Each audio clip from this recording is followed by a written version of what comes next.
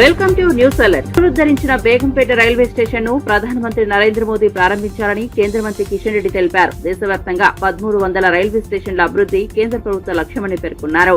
Begumpet station లో త్వరలో పనిచేయబోయేది పూర్తిగా మహిళలే కావడం విశేషమన్నారు. ఇది మహిళా సాధికారికతకు చిహ్నంగా నిలుస్తుందని చెప్పారు. పురాతనంగా ఉన్న బేగంపేట స్టేషన్ ను ఆధునీకరించి ప్రజలకు అత్యాధునిక వసతులతో అందుబాటులోకి తెచ్చినట్లు తెలిపారు. ప్రజలకు మరింత మెరుగైన ప్రయాణ అనుభవం కల్పించేందుకు కేంద్రం కృషి చేస్తోందని కిషన్ రెడ్డి స్పష్టం చేశారు. రైల్వే అభివృద్ధిలో తెలంగాణకు ప్రాధాన్యత ఇచ్చినట్లు తెలిపారు. ఒక ఆధునికమైనటువంటి ఒక నూతన రైల్వే స్టేషన్ ను ఈ రోజు ప్రారంభించుకుంటున్నాం. బేగంపేట రైల్వే స్టేషన్ అతి పురాతనమైనది, కానీ ఈరోజు దాని రూపురేఖలు నరేంద్ర మోడీ గారు మార్చి మరి అత్యాధునికంగా ఈ రైల్వే స్టేషన్ ను నిర్మాణం చేయడం జరిగింది.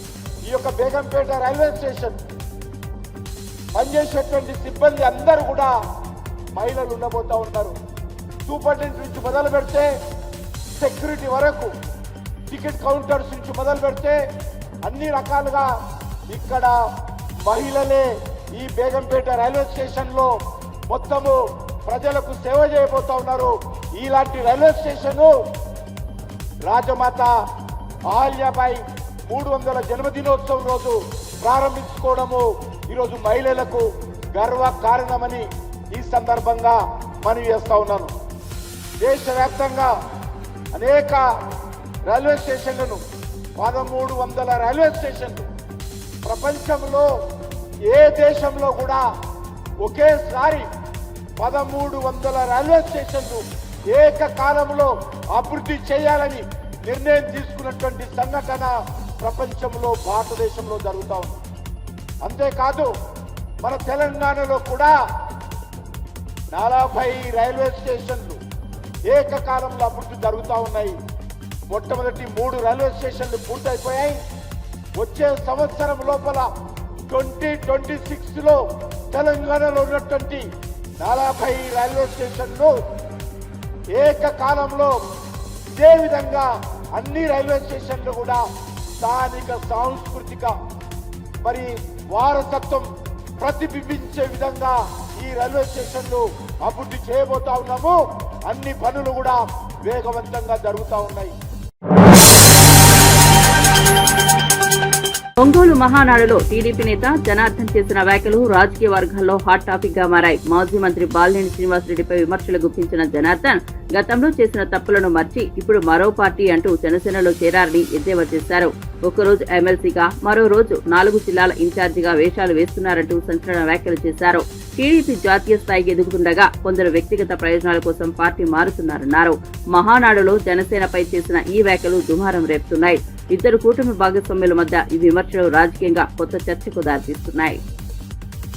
ఏ పార్టీకి పోదామని అర్థం కాక లాస్ట్కి ఏదో గొడుగు కింద ఉండాలి కాబట్టి ఒక పార్టీలోకి పోయాడు. ఆ పార్టీలో పెట్టుకొని ఒక్కొక్క రీల్ వేస్తుంటాడు. 10 రోజుల్లో నాకు ఎమ్మెల్సీ వస్తుంది, 10 రోజులు అయిపోయిన తర్వాత నాకు మంత్రి అయిపోతున్నా. ఆ తర్వాత 10 రోజులకేమో నేను మళ్ళీ పార్టీలో 4 జిల్లాలకు హెడ్ అవుతున్నా. అక్కడ ఆడుకునేవాడు ఆడుకోగా జిల్లాని సర్వనాశనం చేసి, ఒంగోలు సర్వనాశనం చేసి, ఇంతమంది మీద కేసులు పెట్టి ఏంది ఈ పరిస్థితులు అనేది అర్థం చేసుకోవాలి. అదే కానీ కొంచెం అన్నా కూడా కరెక్ట్గా ఉంటే ఓడిపోయినా గెలిచినా ప్రజల్లో ఉండేవారు. అది మనం గుర్తుపెట్టుకోవాలి. 5 సంవత్సరాలు ఇవాళ నేను మంత్రిగా ఉన్నాను, నేను ఎమ్మెల్యేగా ఉన్నాను ఎర్ర విడితే ఊరు విడిపెట్టే పరిస్థితులు ఇవన్నీ కూడా ఒక లెసన్ అని చెప్పి కూడా ఆయన గురించి మాట్లాడాల్సి వచ్చి మాట్లాడుతున్నా. ఎందుకంటే మనం విమర్శించేది కాదు, విమర్శించే వాళ్ళ ఉపయోగం ఏముంది? చేసిన పాపాలకి 34,000 తోటి ఎగిరిపోయాడు. కాబట్టి ఆయన ఎందుకు రాలేకపోతున్నాడు అనేది ఆయన చేసిన తప్పులు, ఆయన చేసిన పనులు, ఆయన చేసిన దానివల్ల మహిళలను కొట్టించారు.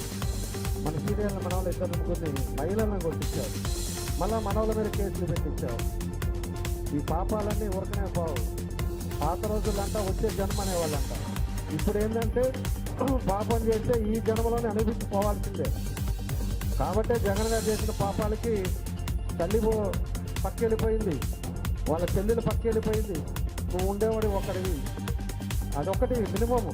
డబ్బులు పెట్టుకొని డబ్బులు సంపాదించి మనమే తినాం. డబ్బులు ఎంతవరకు కావాలో, ఎంత పర్మిట్ కావాలో అంతవరకే సంపాదించుకోవాలి. నువ్వు ఇష్టారాజ్యంగా చేసుకొని అందరినీ దూరం చేసుకొని నువ్వు చేసిన కార్యక్రమాలు ఇవి అని చెప్పి కూడా నేను తెలియజేస్తున్నాను.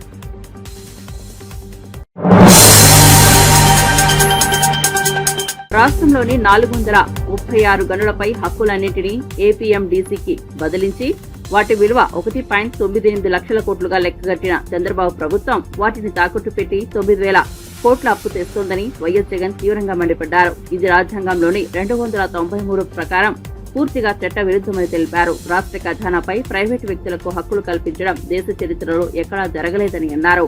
ప్రజల సహజ వనరులను మోసపూరితంగా తాకట్టు పెట్టే ప్రయత్నం జరుగుతోందని ఆరోపించారు. ఈ విషయంలో తాము మౌనంగా ఉండబోమని, ప్రజల ప్రయోజనాల కోసం గట్టి పోరాటం చేస్తామని జగన్ హెచ్చరించారు. రాష్ట్ర ఆస్తులపై రాజకీయ లబ్ధి కోసం చేయబడుతున్న చర్యలను తిప్పికొడతామని చెప్పారు. రాష్ట్రానికి ఉన్న 436 గనులపై హక్కులన్నీ కూడా ఏపీఎండీసీ సంస్థ తీసుకొచ్చి ఆ గనుల విలువ 191,000 కోట్లుగా లెక్క కట్టి మొత్తం ఆ గనులన్నింటినీ కూడా తాకట్టు పెట్టి బాండ్లు జారీ చేయడం ద్వారా 9,000 కోట్ల రూపాయలు అప్పులు తీసుకొచ్చే కార్యక్రమం చేస్తా ఉన్నాడు చంద్రబాబు. ఇది ఎందుకు రాజ్యాంగం ప్రకారం తప్పు అని అంటే, రాజ్యాంగంలోని ఆర్టికల్ 293(1) ప్రకారం కన్సాలిడేటెడ్ ఫండ్ ను తాకట్టు పెట్టి అప్పు తీసుకునే వెసులుబాటు కేవలం రాష్ట్ర ప్రభుత్వానికి మాత్రమే ఉంటుంది. కానీ అప్పు కోసం చట్ట విరుద్ధంగా ఏకంగా రాష్ట్ర ఖజానాపై అంటే రాష్ట్ర కన్సాలిడేటెడ్ ఫండ్ పై ప్రైవేట్ వ్యక్తులకు హక్కులు కనిపించిన చరిత్ర రాష్ట్ర చరిత్రలో కాదు, దేశ చరిత్రలో కూడా బహుశా ఎప్పుడు ఉండదు. ఇది చట్టరీత్యా నేరం. 293(1) very clearly, Constitution 293(1) clearly says, subject to the provisions of this act, the executive power of a state extends to borrow within the territory of India upon the security of the consolidated fund of the state within such limits, if any, as may from time to time to be fixed by the legislature of such state by law, and to the giving of guarantees within such limits, if any, as may be so fixed. రాష్ట్ర ప్రభుత్వానికి మాత్రమే exclusive authority ఉంటుంది. అంతేకాదు APMDC భవిష్యత్తును కూడా చంద్రబాబు నాయుడు గారు అంధకారమయం చేస్తా ఉన్నారు. ఏకంగా ఏపీఎండీసీని తాకట్టు పెట్టి అప్పులు తీసుకొని వచ్చి ఆ అప్పులను డైవర్ట్ చేసుకుంటూ ఏపీఎండీసీని శాశ్వతంగా కూడా అప్పుల ఊపులేకనెట్టే కార్యక్రమం కూడా చంద్రబాబు నాయుడు గారు దగ్గరుండి కూడా చేస్తా ఉన్నారు. మన ప్రైవేట్ మైన్స్ మీద, మన రాష్ట్ర ప్రభుత్వానికి సంబంధించిన మైన్స్ మీద ప్రైవేట్ వ్యక్తులకు ఆజమాయిషీ ఇస్తా ఉన్నాడు. కాంగ్రెస్ ప్రభుత్వంపై మరోసారి తీవ్ర స్థాయిలో విరుచుకుపడ్డ బీఆర్ఎస్ వర్కింగ్ ప్రెసిడెంట్ కేటీఆర్ కాంగ్రెస్ వాళ్లకు ఒకటే పని ఉంది, కమిషన్లు అంటూ వ్యంగ్యంగా వ్యాఖ్యానించారు. 30% కమిషన్ లేకుండా ఫైళ్లు కదలడం లేదు అని విమర్శించారు. ప్రజల దృష్టిని ఈ అవినీతి నుంచి మళ్లించేందుకే కమిషన్ పేరుతో డ్రామాలు ఆడుతున్నారని ఆరోపించారు. ప్రజలకు సంక్షేమం, అభివృద్ధి కంటే కమిషన్లే ముఖ్యం అయిన ప్రభుత్వం ఇది అని ఎద్దేవా చేశారు. కమిటీలు, నోటీసులు, దర్యాప్తుల పేరుతో అసలైన సమస్యల నుంచి తప్పించుకునే కుట్ర జరుగుతోందని తీవ్రంగా వ్యాఖ్యానించారు.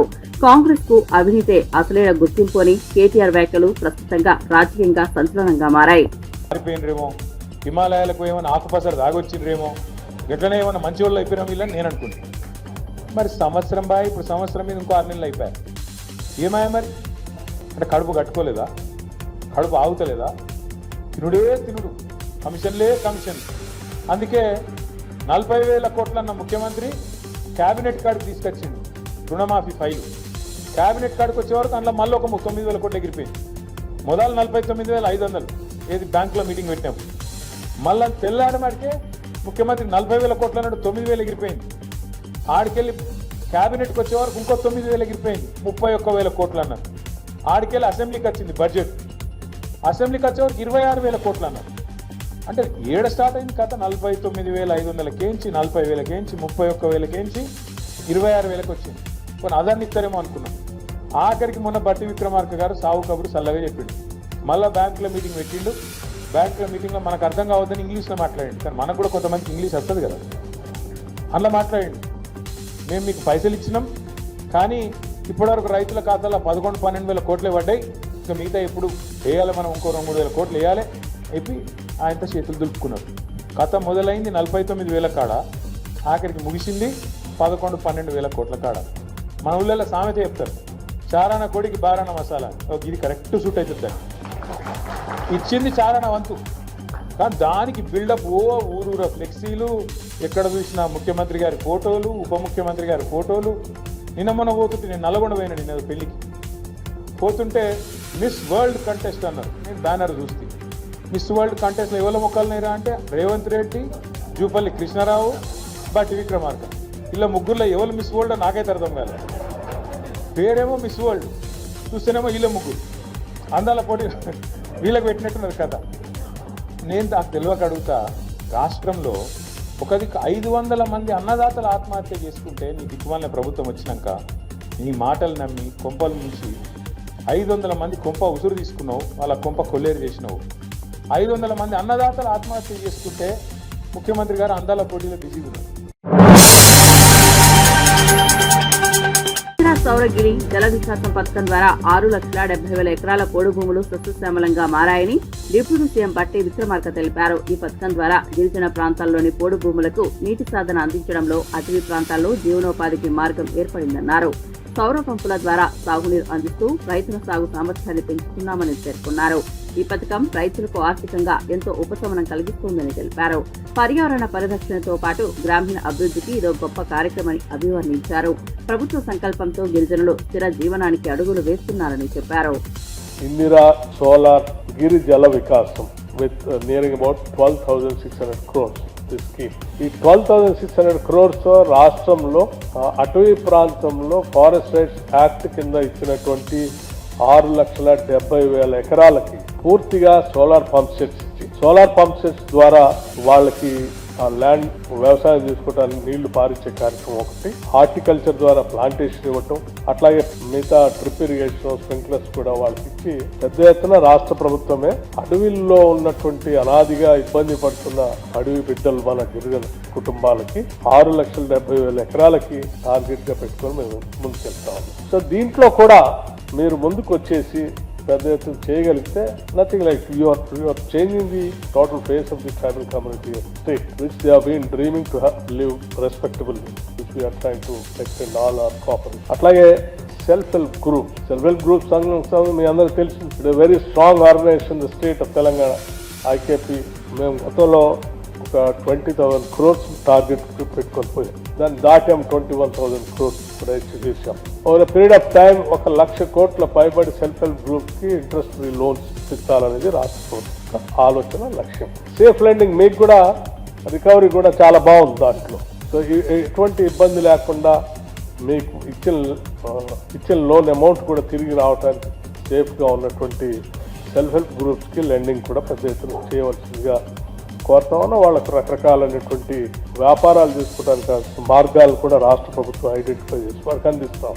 ఉదాహరణకి ఆర్టీసీ బస్సు కొనిచ్చి ఆర్టీసీతో టైప్ చేసేది కానీ, లేకపోతే సోలార్ సంబంధించినటువంటి పవర్ సెక్టార్లో ఎనర్జీతో ఎంఓఐ చేపించి సెల్ఫ్ హెల్ప్ గ్రూప్స్కి 1 megawatt 2 megawatts పవర్ ప్లాంట్స్కి వాళ్లే పెట్టి.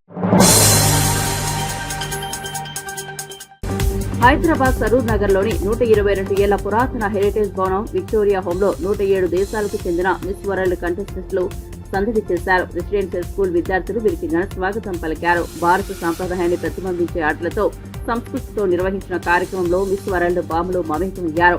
విక్టోరియా హోమ్ భవన నిర్మాణ శైలిని చూసి అందరూ అబ్బురపడ్డారు. వారసత్వ ప్రాముఖ్యత కలిగిన ఈ భవనాన్ని మిస్ వరల్డ్ కంటెస్టెంట్లు ఆసక్తిగా సందర్శించారు. ఈ సందర్శన ద్వారా తెలంగాణ సంస్కృతి చరిత్రపై ఓ వెలుగు పడిందని నిర్వాహకులు తెలిపారు. ఈ ప్రత్యేక కార్యక్రమం ఫోటోలు సోషల్ మీడియాలో వైరల్ గా మారాయి.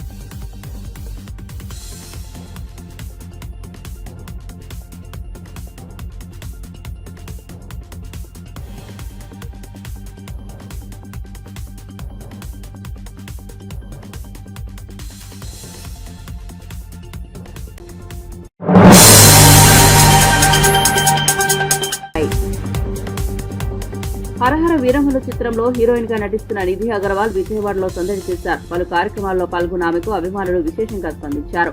మీడియాతో మాట్లాడిన నిధి పవన్ కళ్యాణ్ తో కలిసి నటించడం తన కెరీర్ లో ఒక ప్రత్యేకత అనుభవంగా భావిస్తున్నట్లు పేర్కొన్నారు. పవన్ కళ్యాణ్ నుంచి ఎంతో నేర్చుకున్నానని, అతడి డెడికేషన్ ఆకట్టుకుందన్నారు. విజయవాడ భక్తి సంస్కృతి తాను ఎంతగానో ఇష్టపడతానని తెలిపారు. హరహర వీరమల్లు సినిమా ప్రేక్షకులను కట్టిపడేస్తోందని నిధి అగర్వాల్ ఆశాభావం వ్యక్తం చేశారు.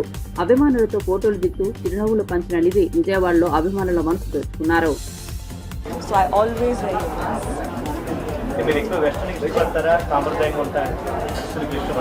No, I like Indian. Even in jewelry, I think naku favorite is temple jewelry. So, Indian sari, temple jewelry, traditional naku chala ishtam. Harihara Veeramallu shooting ఎక్కడ దాకా వచ్చింది? రిలీజ్ అవుతుంది June 12. షూటింగ్ అయిపోయింది. Very good, very inspiring. I'm a very big fan of Pavan Kalyan sir, so I feel very grateful. I always say naku ee adrushtam dorkindi, to work with sir, that too in such a nice and beautiful and period film. So once in a lifetime opportunity. Next Prabhas garto movie raavudam, so aa details ento. Very excited. Shooting koncham undi balance, so finish chestanu and tvarga release meanundi Harihar Veeramallu and Raja Saab. Yeah. Not yet, maybe in the future. Madam, ఇప్పుడు మీరు దేవి శ్రేష్ఠ jewellers మొత్తం చూశారు కదా, మీకు ఏ aspect బాగా నాకు ఈ chain చాలా నచ్చింది బికాస్ టెంపుల్ జ్యువెలరీ ఉంది. So always god's blessing is with you when you very temple jewellery. ఎవరికైనా గిఫ్ట్ ఇవ్వాలంటే ఇక్కడే తీసుకుంటారు. నాకు ఇస్తాను, సెల్ఫ్ గిఫ్టింగ్ చేస్తాను. తెలుగు ఆడియన్స్ ఎలా రిసీవ్ చేసుకుంటున్నారు మిమ్మల్ని? For Telugu audience is my favorite audience. I always see, even though I started my career with a Hindi film, I'm a Telugu actress. So very happy and I'm very proud to be a Telugu actress. And it's all because of the love and the films. So I love Telugu, I love films. So మీకోసం temple కూడా కట్టారు audience, so ఎలా feel అవుతుంటారు అలాంటి? అది ఒక it's like Valentine's Day gift. I think Valentine's Day కట్టారు. So very happy, sweet gesture. Telugu ఇండస్ట్రీలో మీకు నచ్చిన favourite hero? Pawan Kalyan sir and sir. సరే, పవన్ కళ్యాణ్ గారి యూనిక్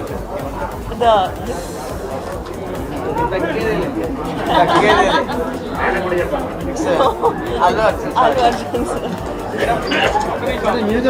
డైమండ్ జ్యువెలరీ గురించి madam, diamond jewellery store. Payakaraopeta నియోజకవర్గ ప్రజలు అత్యధిక మెజార్టీతో తనను గెలిపించారని పేర్కొన్న హోంమంత్రి వారికి మనస్ఫూర్తిగా ధన్యవాదాలు తెలిపారు. గత టీడీపీ ప్రభుత్వంలో కార్యకర్తలపై అక్రమ కేసులు పెట్టారని ఆరోపించారు. గత 5 ఏళ్లలో నియోజకవర్గంలో అభివృద్ధి కార్యక్రమాలు ఒకటి జరగలేదని విమర్శించారు. ప్రస్తుతం కూటమి ప్రభుత్వం ఏర్పడిన తర్వాత పాయకరావుపేటలో అభివృద్ధి, సంక్షేమం రెండూ వేగంగా జరుగుతున్నాయని తెలిపారు. ప్రజల మద్దతుతో నియోజకవర్గాన్ని ఆదర్శంగా తీర్చిదిద్దుతామన్నారు. నియోజకవర్గంలో పెండింగ్ లో ఉన్న ప్రాజెక్టులన్నింటికీ త్వరితగతిన పూర్తి చేస్తామని హామీ ఇచ్చారు. ప్రజల కోసం ఎప్పుడూ అందుబాటులో ఉంటామని చెప్పారు. తర్వాత నగిపల్లి మండలం ప్రగతి శివగండి దొంకాడ 516 మెజార్టీ అభివృద్ధిలో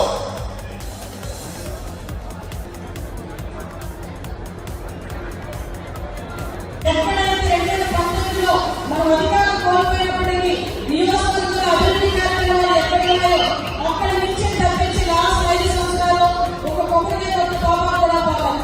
మళ్ళా తిరిగి 2024లో మీ అందరి మాటతో ఇక్కడ మనం ఎమ్మెల్యేగా మంత్రిగా అయిన తర్వాత తిరిగి నియోజకవర్గ అభివృద్ధి కార్యక్రమాలు అన్నింటిలో చేసుకోవడం జరిగింది. ఆ జల్లు గురించి మనం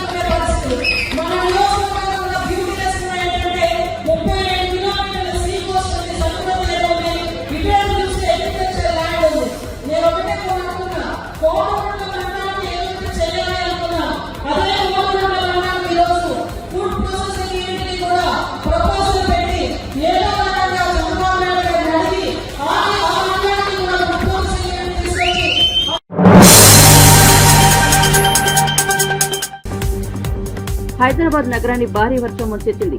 అనేక లోతట్టు ప్రాంతాలు పూర్తిగా జలమయమయ్యాయి. కొన్ని ప్రాంతాల్లో మోకాల లోతు నీరు చేరడంతో వాహనదారులు తీవ్ర ఇబ్బందులు ఎదుర్కొన్నారు. మలక్పేట, దిల్సుఖ్ నగర్, సంతోష్ నగర్ తదితర ప్రాంతాల్లో రహదారులపై వరద నీరు ప్రవహించడంతో ట్రాఫిక్ నిలిచిపోయింది. విద్యుత్ సరఫరాకు అంతరాయాలు ఏర్పడ్డాయి. వర్షానికి మానవ చేతన గందరగోళానికి గురైంది. జీహెచ్ఎంసీ, పోలీస్, విద్యుత్ శాఖలు అప్రమత్తమై సహాయక చర్యలు చేపట్టాయి. వర్ష ప్రభావిత ప్రాంతాల్లో జాగ్రత్తలు తీసుకోవాలని అధికారులు హెచ్చరికలు జారీ చేశారు. మరోవైపు వర్షం కారణంగా వృక్షాలు నేలకొరిగిన ఘటనలు కూడా నమోదయ్యాయి.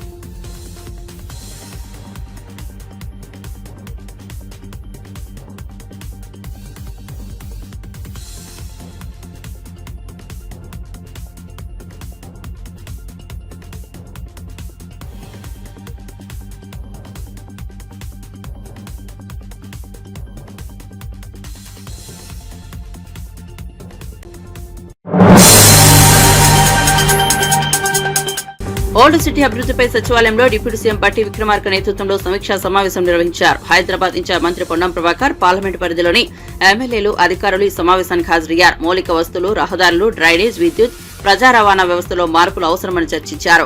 పాత బస్తీలో అభివృద్ది పనులకు ప్రత్యేక బడ్జెట్ కేటాయించాలని నిర్ణయించారు. ప్రజల అవసరాలను దృష్టిలో ఉంచుకుని అధికారులు సమర్థవంతంగా కార్యాచరణ రూపొందించాలని బట్టి సూచించారు. హైదరాబాద్ అభివృద్దిలో ఓల్డ్ సిటీ కీలక భాగమని, సమగ్ర ప్రణాళికతో ముందుకు వెళ్లనున్నామని తెలిపారు. ముస్లిం మైనార్టీ ప్రాంతాల్లో విద్య, ఆరోగ్యంపై ప్రత్యేక దృష్టి పెట్టాలని సమావేశంలో నిర్ణయించారు.